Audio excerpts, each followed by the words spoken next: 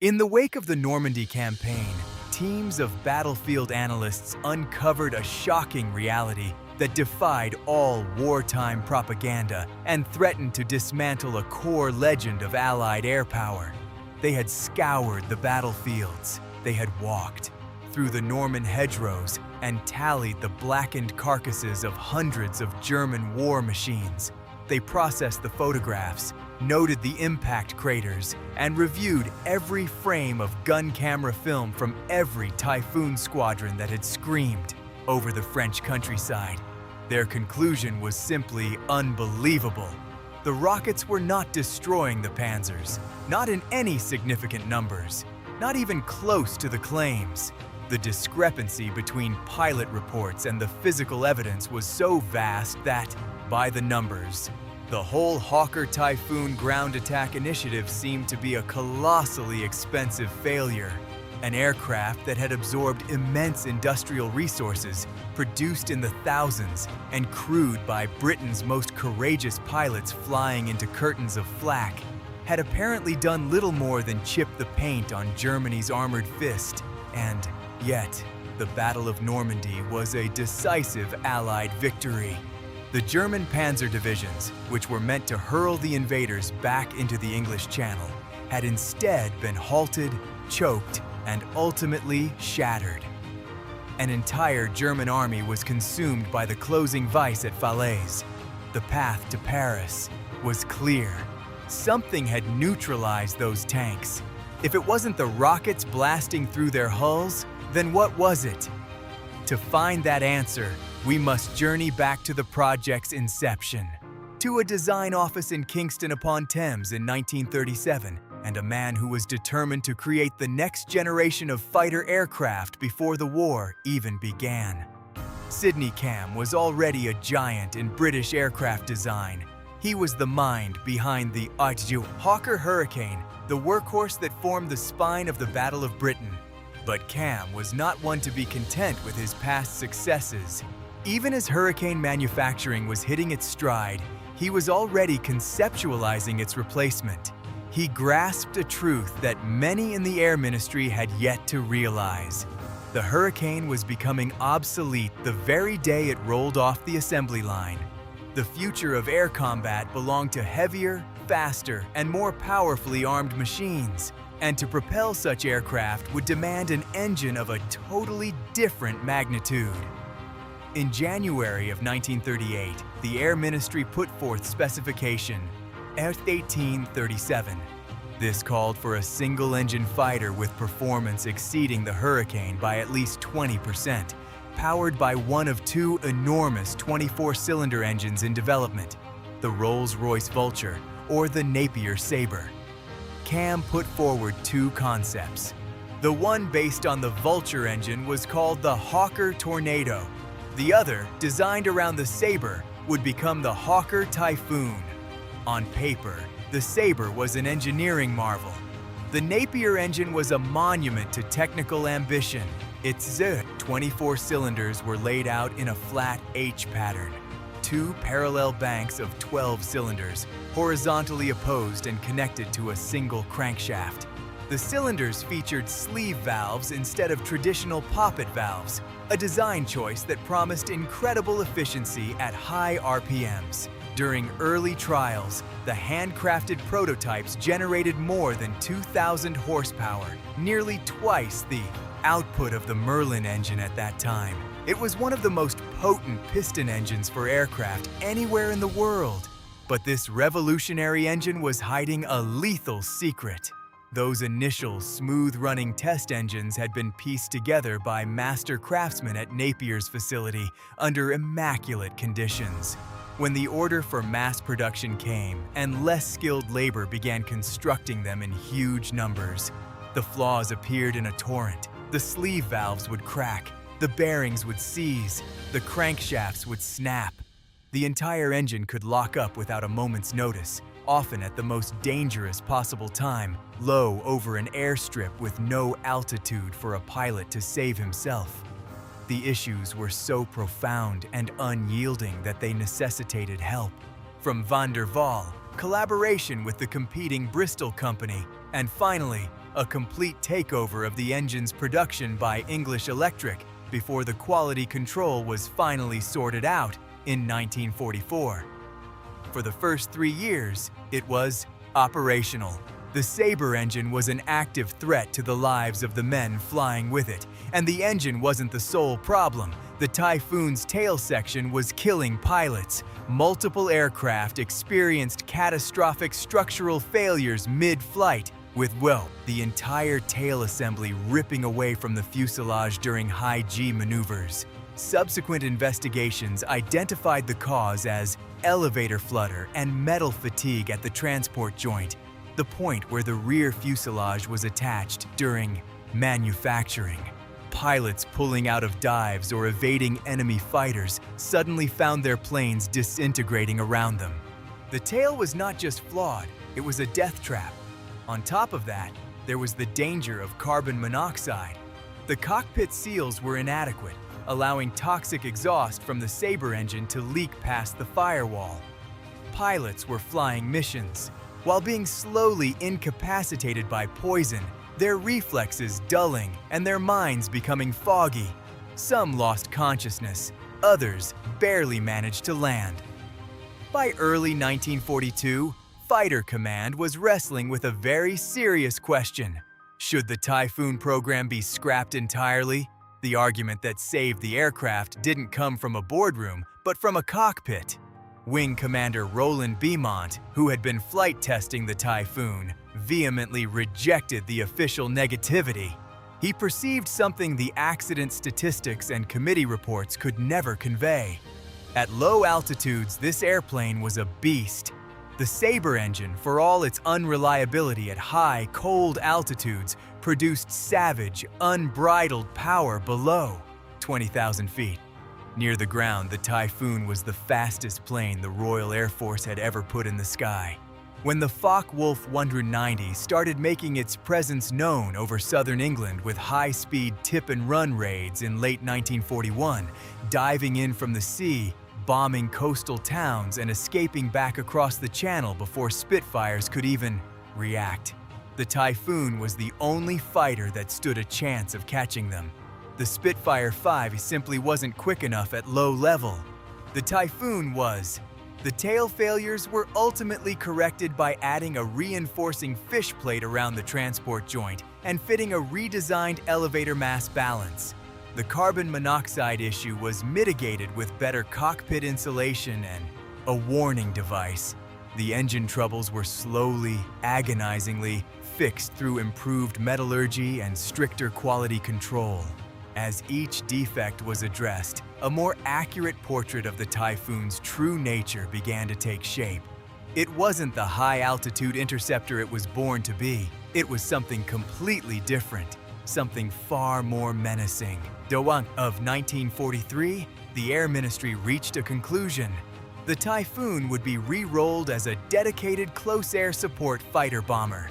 Its shortcomings above 20,000 feet were irrelevant if its missions kept it low. Its tremendous speed near the ground, its powerful armament of 4 20-meter Hispano cannons, its sturdy airframe, and its capacity to carry heavy external ordnance made it the ideal tool for the impending invasion of Europe. Then, in October 1943, an addition was made that would grant the Typhoon its fearsome reputation, the RP-3 rocket. This rocket was, in theory, a weapon of immense destructive power. It was composed of a 3-inch steel tube filled with solid rocket fuel, a 60-pound warhead on its nose, and 4 fins for stability. A Typhoon could carry 8 of these rockets, 4 mounted on rails beneath each wing. The firepower from a single Typhoon unleashing its full salvo was, by the standards of the day, comparable to a naval destroyer's broadside. When military planners saw this on paper, the idea of sending fleets of these planes against German tank formations seemed like a foolproof way to annihilate them. But how effective were they really? Unguided rockets are far from precision munitions. They follow a ballistic trajectory once their fuel is spent. They are pushed off course by wind. They demand that the pilot aim not at the target's current location, but predict where the rocket will land after its flight. This calculation had to be made at the end of a terrifyingly fast, low-angle dive with anti-aircraft shells bursting everywhere and machine gun fire streaming up from below. Trials conducted at the Aeroplane and Armament Experimental Establishment under ideal circumstances showed a grim reality. In a controlled environment, 4 Typhoons launched all 64 of their rockets at a stationary, brightly painted Panther tank. Just 3 rockets found their mark, 3 hits out of 64, against a target that wasn't shooting back, wasn't concealed, and was marked for easy aiming. In the heat of battle over Normandy, the conditions were immeasurably more difficult. The pilots were heroes. They flew directly into concentrated flak at altitudes often below 500 feet, at speeds near 400 miles per hour, trying to land there. Rockets within feet of a target that was frequently moving, camouflaged, and defended by every weapon the Germans could muster. The gun camera footage was incredible. White smoke trails converging on vehicle columns, fireballs blooming across the Norman landscape. In the fury and adrenaline of an attack, with smoke and dust obscuring the outcome, pilots truly thought they were obliterating tanks by the score. But the Office of Research and Analysis had cold, hard mathematics on their side. In the Goodwood sector, during operations from July 18th to the 21st, the combined Allied air forces claimed they destroyed 257 German tanks.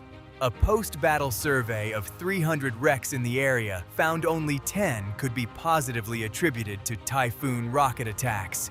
At Mortain, from August 7th to 10th, claims exceeded 250 tanks destroyed. The real number of German armored vehicles lost to air attack in that entire battle was 9. Across the whole Normandy campaign, the analysts determined that the Germans had lost fewer than 100 tanks directly to Allied aircraft. The Typhoon pilots, who had put their lives on the line every single day, had knocked out far fewer armored vehicles than anyone had imagined. This is where the story takes one of its most fascinating turns, because the tanks were not the target. That truly mattered. A Panzer division in mid-1944 was far more than just its collection of tanks.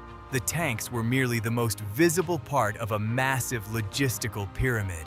General Fritz Bayerlein, commander of the elite Panzer Lehr Division and a deeply experienced armored officer, described the effect with stark clarity.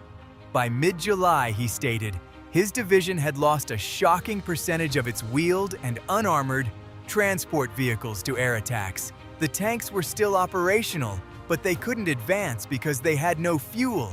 They could not sustain a fight because ammunition couldn't reach them. The Panzer Lehr, one of the most formidable mechanized divisions Germany ever created, was effectively paralyzed, not because rockets killed its tanks, but because rockets and cannons had severed its logistical arteries. Field Marshal Erwin Rommel himself felt the Typhoon's power with shocking personal directness. In mid-July 1944, a Typhoon spotted his staff car on an exposed road near Sainte-Foy-de-Montgomery and strafed it at low level, gravely wounding the Desert Fox and taking him out of the war for good. The most dynamic German commander on the Western Front was neutralized not in a tank duel or a massive bombing raid, but by a single pass from a plane hunting for opportune targets along a French road. And then there was the engine.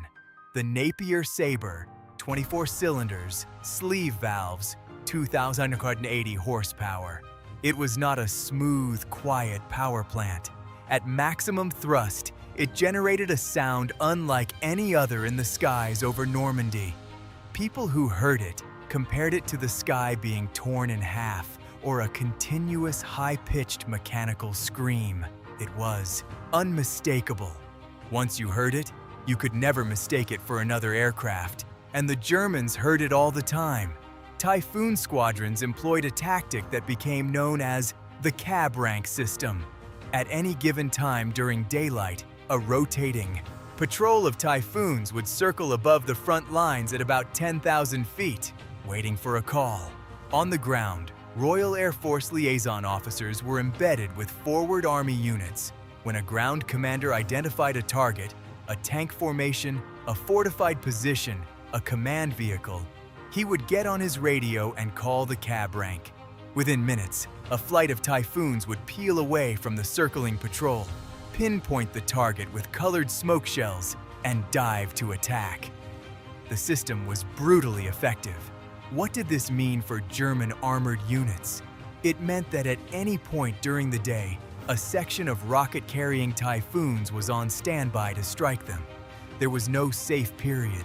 There was no window of opportunity where a Panzer commander could order his tanks to move with any confidence they wouldn't be caught in the open. The German solution was to cease all movement in daylight whatsoever. Consider the practical implications of that. A Panzer division traveling at night might cover 30 kilometers before it has to stop, disperse, and hide before sunrise. A division moving freely during the day could cover that same distance in a few hours and continue on. By confining German forces in Normandy to nocturnal movement, their operational capability was reduced by more than half.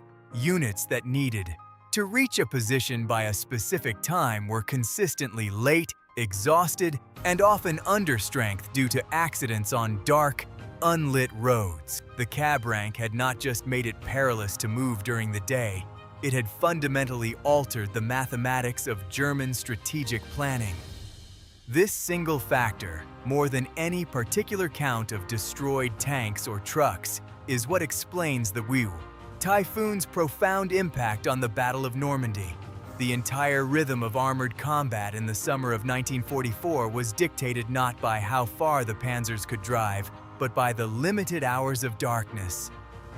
German Panzer commanders were fighting a whole major campaign with a crippling handicap. Every critical maneuver, redeploying reserves, assembling forces for a counteroffensive, withdrawing from a compromised position, had to be done between sunset and sunrise. When daylight returned, the tanks had to be concealed under trees, inside barns, beneath haystacks, under anything that could hide their profile from the sky. The Napier Sabre's signature howl became a trigger for conditioned terror among German tank crews. German veterans who made it through Normandy spoke of a condition they called Jabo-schreck, which literally means fighter bomber fright. These were hardened soldiers, men who had battled on the Eastern Front and endured the worst the Soviets could throw at them. Yet they felt a primal jolt of fear at the sound of a Typhoon's engine. That sound alone, even if no attack followed, could freeze a tank crew in place. German communications intercepted during the Mortain counterattack in August revealed that by early afternoon on the 7th, the German 7th Army's Chief of Staff was reporting the offensive had been stopped, not chiefly by Allied ground troops, but by the relentless presence of fighter bombers. The Panzers were halted, not because they were all destroyed, but because their commanders would not risk exposing them to the sky. That counterattack, Operation Goodwood, was Hitler's final major gamble in Normandy. The plan was audacious and sound on paper. 4 Panzer divisions, including the elite 1st SS Panzer Leibstandarte and 2nd SS Panzer Das Reich, would drive west through Mortain towards Avranches, aiming to cut off General Patton's 3rd Army in Brittany and sever Allied supply lines. If it worked, it could have turned the tide in the west. Field Marshal von Kluge argued against it. He thought the force was too small and the timing was poor. Hitler ignored him and demanded the attack proceed. In the pre-dawn murk and fog of August 7th, the Germans achieved complete surprise. The mist kept the Typhoons on the ground. The Panzers surged forward under the cover of darkness and low clouds, crashing into the American 30th Infantry Division and penetrating deep into the town of Mortain. The plan succeeded. For about 5 hours between midnight and mid-morning, The Germans were winning. Then, the fog burned off. The cab ranks assembled instantly. By early afternoon, Typhoon squadrons from the 2nd Tactical Air Force were patrolling the roads around Mortain in shifts, hitting anything that moved. The fuel trucks needed to keep the Panzers advancing were struck and set ablaze. Ammunition convoys trying to move up were forced to scatter. The tanks themselves, now exposed on the road network in broad daylight, became targets for both rockets and cannons. The 1st SS Panzer's advance was physically blocked when a Typhoon, in a crash that killed the pilot, slammed into the lead tank on a narrow road, bottling up the entire column for hours. The German report from the scene was almost disbelieving.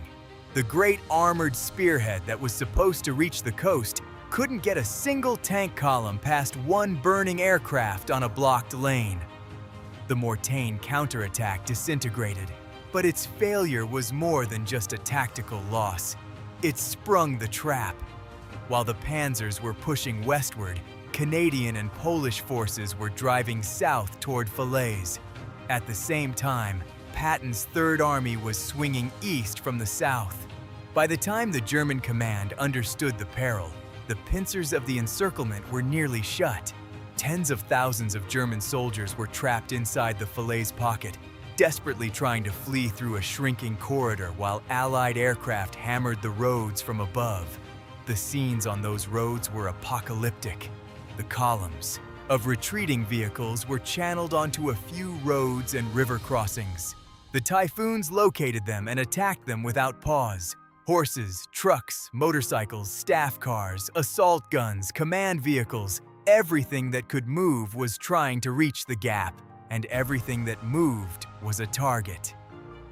German armored officers who had survived the worst fighting on the Eastern Front reported things they couldn't comprehend. One officer described watching a fully functional Panzer division sit motionless on a road as its crews scrambled into the woods, not because the tank was damaged, not because it ran out of fuel, but because a Typhoon had circled overhead twice, and the men inside couldn't stand the suspense of what might happen next. Men fled working tanks at the mere sound of an engine. Tank crews abandoned their vehicles with full fuel tanks, with ammunition ready to fire, sometimes with the engines still running. The psychological collapse was contagious, and it was total. Post-battle analysis confirmed that only a small portion of the vehicles were destroyed by direct rocket hits, but thousands were abandoned. Abandoned by crews who heard the Sabre engines and just ran. Abandoned because the fuel to run them was destroyed. Abandoned because the officer in charge was either dead or had already fled. At Falaise, the German army didn't just suffer a military rout. It underwent a psychological disintegration, sped up by the constant, shrieking, inescapable presence of the Typhoon over every road, every bridge, and every escape route.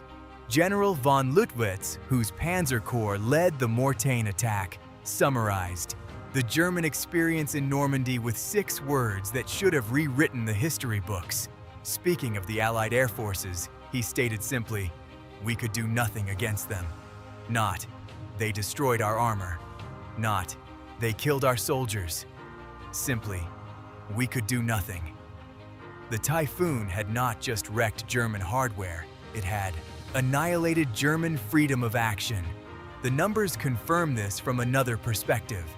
By the time the Falaise Pocket was sealed in late August 1944, the Germans had lost around 60,000 men killed or captured. Almost all of their artillery, tanks, and vehicles in the pocket were lost. The German 7th Army and 5th Panzer Army, the very formations meant to hold Normandy and repel the Allies, had for all intents and purposes ceased to be effective fighting units. The path to Paris and the Rhine was now open. The war in the West, which some planners thought might drag on into 1946, was now clearly on a path to conclude within a year. All of this resulted directly from the German armored forces' inability to operate during the day. There is a final detail to this story that warrants close examination, because it tells us something vital about how weapons are truly employed in war versus how they are conceived on a drawing board. In the weeks prior to the D-Day landings, a group of Typhoon pilots was dispatched to a firing range to run a precision test of the RP-3 rocket. They attacked a stationary Panther tank under absolutely perfect conditions. Blue skies, no return, fire, a clearly marked target, and unlimited attempts. Out of 64 rockets fired in 2 runs by 4 planes, only 3 struck the tank. That is less than a 5% accuracy rate under ideal circumstances. Sydney Camm, in his design office in Kingston, had created a ground attack plane. He had placed the most powerful engine available inside a durable, fast airframe and equipped it with the heaviest rocket armament ever mounted on a single-seat fighter.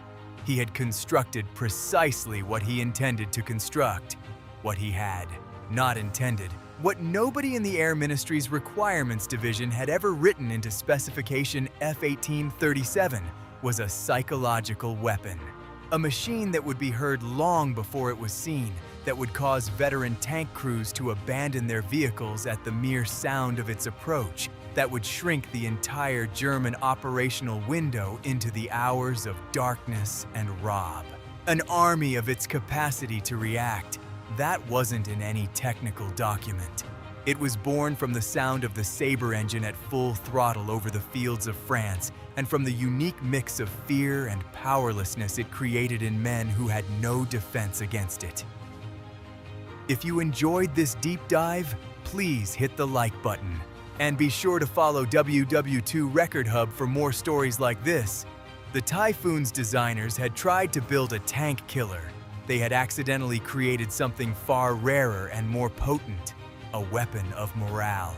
A weapon that won not by demolishing the enemy, but by paralyzing him, by making him afraid to move, by taking away his timing and his tempo and his confidence until he was no longer an army, but a scattered group of terrified men waiting for nightfall in the French countryside.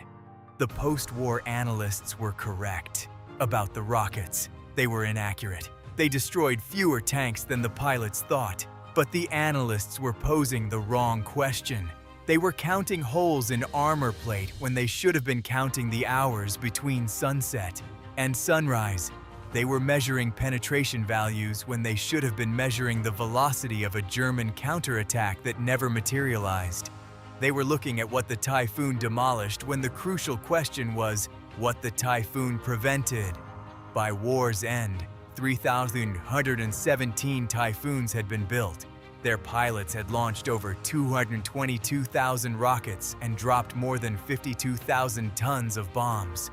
They operated in every type of weather the Northern European climate could throw at them. They flew through walls of anti-aircraft fire that shot down almost 900 aircraft of the 2nd Tactical Air Force over Normandy alone. They strafed crossroads in the fog and attacked rail yards in the rain and found their targets through smoke and clouds and chaos. Many of them never returned home, and their victory wasn't measured in tank kills. It was measured in the paralysis of an army. In the quiet on a German radio channel when a commander didn't dare speak because he didn't dare move. In the span between midnight and dawn, that was never long enough to accomplish all that had to be done before the Sabres returned to the sky. Sydney Camm built the wrong weapon for the right war. He thought he was building a tank killer. He built something harder to measure and infinitely more difficult to counter. It made the enemy terrified of daylight itself, a machine that turned the very sky into the enemy's greatest fear, and sometimes making your enemy completely and utterly afraid is the most decisive victory of all.